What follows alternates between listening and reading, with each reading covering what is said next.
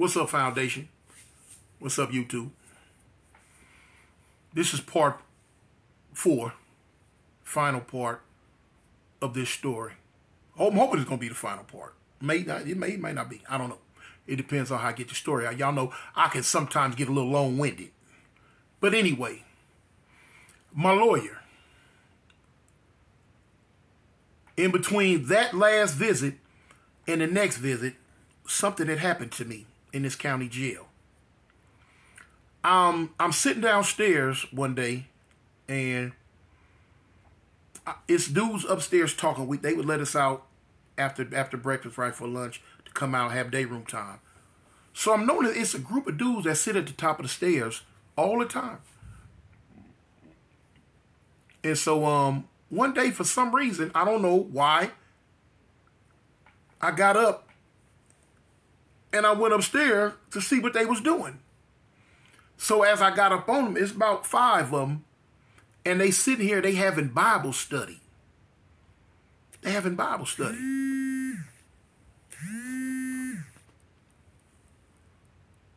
They having Bible study. And so, I'm like, dang. So I'm stood there looking at them. And a dude, I'm going to say his name because this is my good partner right to this day. Dude named W.C. Banks. He was out of Tennessee. Little small statured, light-skinned dude. He was holding the Bible study. And he looked up at me. He say, what's up, big guy? I say, what's up, homie? I say, man, what y'all doing? He said, man, we having Bible study. Bible study? I say, well, shoot, homie. I said, man, listen, I don't know nothing about that Jesus cat. He looked at me. He said, well, if you sit down, I can teach you something about that Jesus cat. Looked at him, thought about it. I said, you know what, all right. I said, I'll sit for a little while, homie. I said, but now, I ain't going to be here long. Because, I ain't with all this Bible thumping stuff. He said, well, just, sit down for however long you want to. And, it is what it's going to be what it's going to be. I said, okay. So I sat down, I listened. I ended up sitting there for about 30 minutes. Bible study ended. I left. Didn't think nothing about it. Okay, you know what I'm saying? I'd been to church before. I heard all that before, So I went, left. The next day when we came out again, everybody running around doing what they do. The Bible crew, they upstairs with their Bible study. So I'm sitting down on the metal bench as usual, just me and my crime partner. We the only two right here. That was from from where we from. My homeboy No Good, you know what I'm saying? The homie now No Good from 4.the Avalon. He was downstairs. He ended up coming upstairs with us. So now all 3 of us right here in the same block. We kicking it, So they upstairs doing their Bible study. I hear them. I knew they was up there. I heard them a little bit. I didn't have plans on going back up there. But I keep looking up. I look down. I keep looking up. I look down. And I said, well, I talk to myself. I said, man, I'm not going up there with no Bible study, man. I don't care hear it. But my body go to itching. It's itching. It's like, I can't sit still. It's bothering me. I get up. I go on upstairs. So I'm looking. I said, man, what's up, y'all? I'm mad now. I'm mad because I'm up at this Bible study again. And I don't know why I'm here. I'm back at the Bible study. So Dub see, like, man, have a seat. Sit down. Come on in. So I sit on in. I ain't got no Bible. They give me one. So, I ride out with that Bible study. The next day was the 3rd day. When I came out, boom, everybody doing what they do. It hit me, and it didn't really hit me to have to hit me that hard. I shoot on upstairs to the Bible study. Go through the Bible study with them on the 4th day. Boom. On the 5th day, I was the first person there. On the 5th day, y'all, I was the first person at the Bible study. And Dub, he like, oh, you first one here? I'm like, yeah, man, let's just go ahead. I want to go on, hear what we got to say today, 6th day, 7th day, 8th day, 9th day, 10th day, and from the days on and on after that, I was at that Bible study, and I was the first one at the Bible study. After, now it's getting to the point to where my homeboys, they noticing, commenting, hey, cuz you run up there with them Bible thumpers a little bit, huh? You getting the word, huh? I'm like, oh, man, I play it all. Oh, man, I'm just, listening to what they talk about, woo, woo, woo, woo, woo. Like, yeah, all right, okay. One day, God shined a light on me, and he let me know, you can't serve two gods, homie. You can't straddle the fence. If you lukewarm, I'm going to spit you out.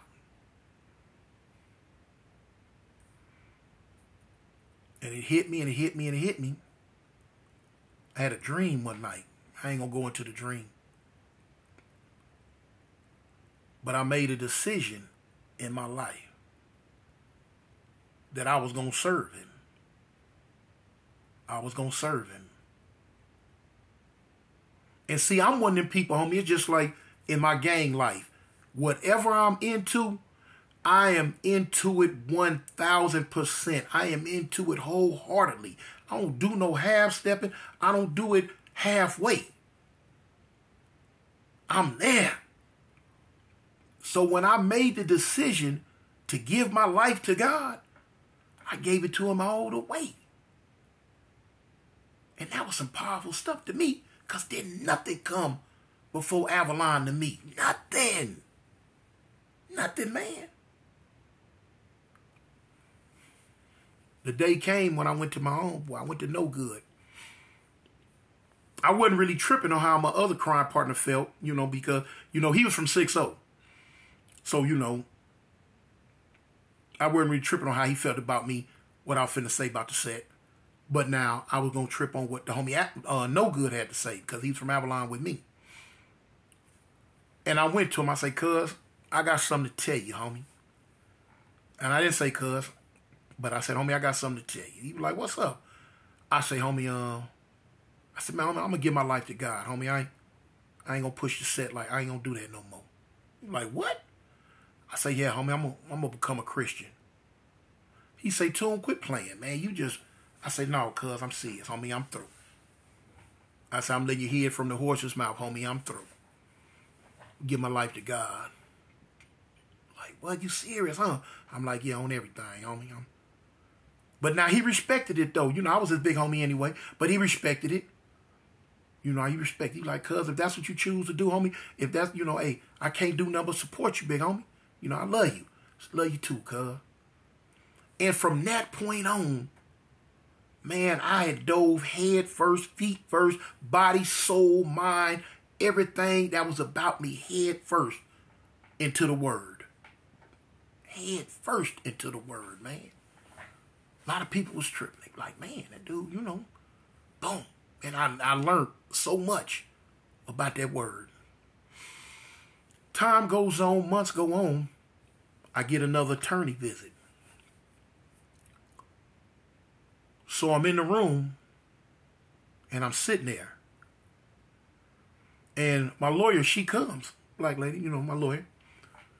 And when she opened the door, she's talking through the door before she opened the door. And I'm like, I can't hear you. Then she opens the door and she leans in, and she like, well, Mr. Woo, woo, woo, woo. Then she stopped and she looked. She said, wait a minute. She comes in and closes the door. And she sits down at the table right across from me. She had never done this. Never. She sits down at the table, y'all, right across from me. And she starts talking. I'm listening to her. I'm like, yes, ma'am. Never told a woman, ma'am. I'm like, yes, ma'am. Yes, ma'am. Okay. All right. Okay, yes, ma'am. And she said, wait a minute. You know what? Hold on. She said, wait a minute. Hold on. She said, what's going on? I said, what do you mean? She said, what's going on with you? I said, I don't know. I mean, I don't know what to tell you. I don't know what you're looking for. She said, you're not the same person. I said, huh?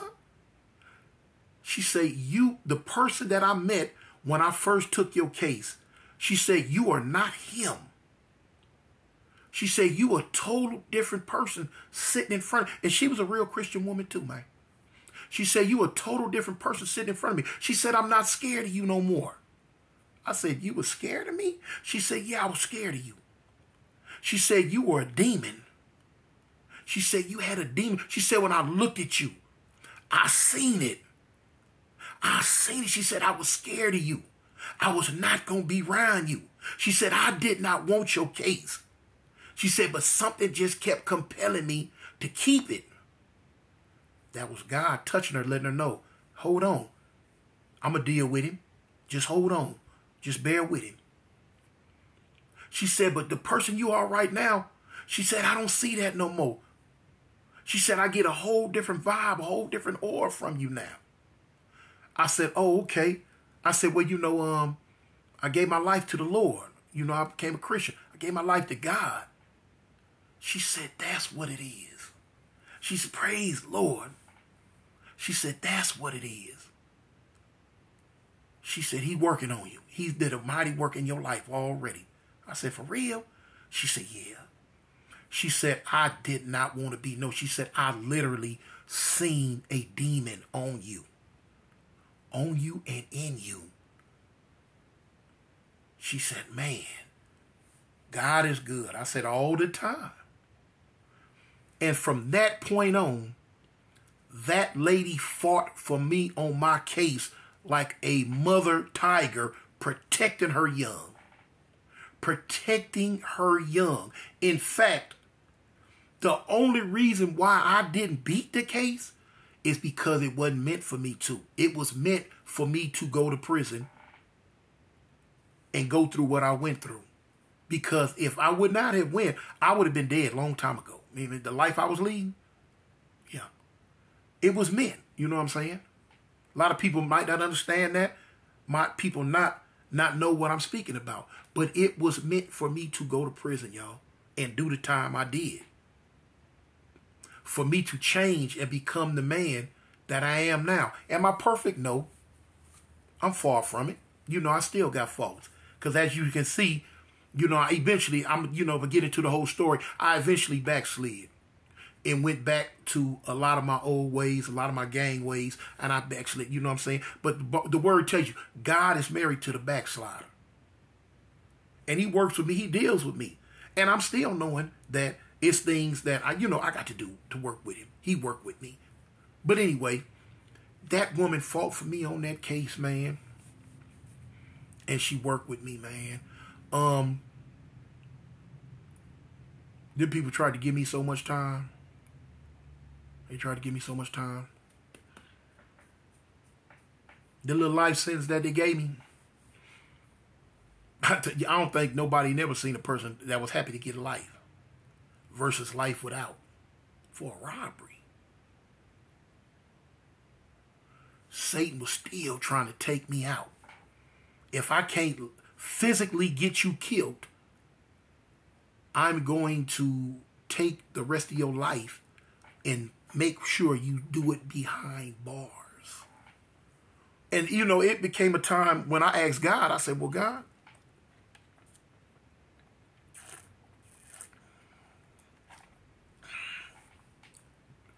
if this is your will, then let your will be done. If it's meant for me, because of the things I've done in the past, for me to atone for what I did in the past, if it's meant for me to sit behind bars for the rest of my life and preach your word, then that's what I'll do. And won't blink an eyelash about it. Because I'm going to do your word. I'm going to do what you want me to do. I say if it be your will. But now, if I got to say so in it, I say, God, one day I do want to go back home. I say, but just let your will be done. I do want to go back home. I stayed that course, you know what I'm saying? I ended up got my time, I ended up doing my time. I stayed the course, end up, going to jail. going to prison. And let me show y'all something. Let me show y'all how Satan works. Satan got the patience of cement. He got the patience of cement, y'all. He'll lay in the cut and wait. He might send strife and problems to your life, back to back to back to back to back. But the stronger you get in the word, the stronger of a prayer warrior that you become, it backs him up. It backs him up. It backs him up. To the point to where instead of him attacking you every day, all the time, you know what I'm saying? You got your shield of righteousness. You got your shield of salvation. Your breastplate of righteousness. Your sword of truth, the Bible. Your helmet of salvation. You know, God give you all that to fight that battle with.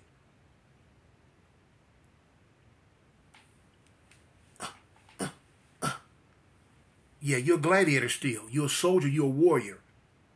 But now you're a gladiator, a soldier, and a warrior for the Lord. And you fight the battle, homie. You fight Satan at every turn. Satan go to back it up off you a little bit. Not saying he gonna leave you alone. Not saying that problems still might come in your life. Because they will. But God don't put more on your plate than what you can stand. He don't close no doors without opening a window.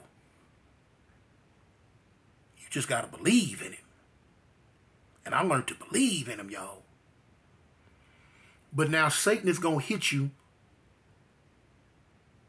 with what's your weakest thing in your life that you adhered to when you were living a life of sin. Like I say, he might hit you today and might not throw nothing at you again for a whole month, 2 months, 3 months.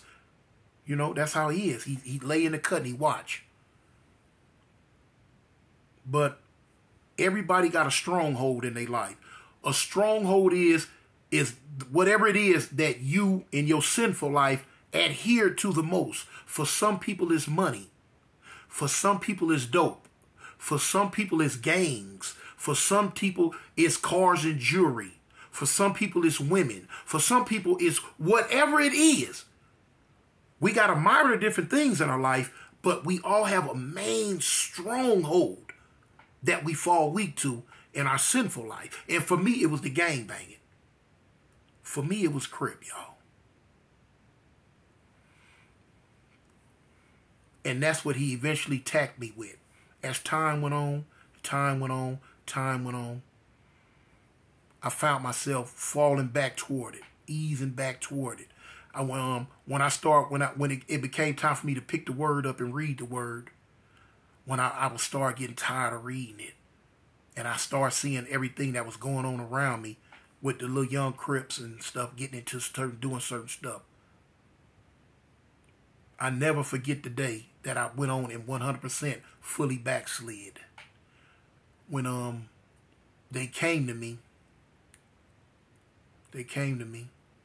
and they told me about a little young Crip being jumped on the yard by the Bloods. I was sitting there reading the Bible. Sitting there reading it. I took the Bible, y'all, and I closed it. I jumped off the bed. I put my state boots on. Put my coat on. Because even though I was pushing this word, pushing the Bible, they still see me as the big homie Crip from L.A. because there was nobody there like me. Man, this big OG from L.A., man. So they would come to me about certain stuff, and I would use them coming to me for me to preach the word to them. They didn't want to hear it, though. Some would hear it and go on about their business or whatever. But I would, kick it with them about the word. They wanted to come to me for gang stuff, but I would give them the word.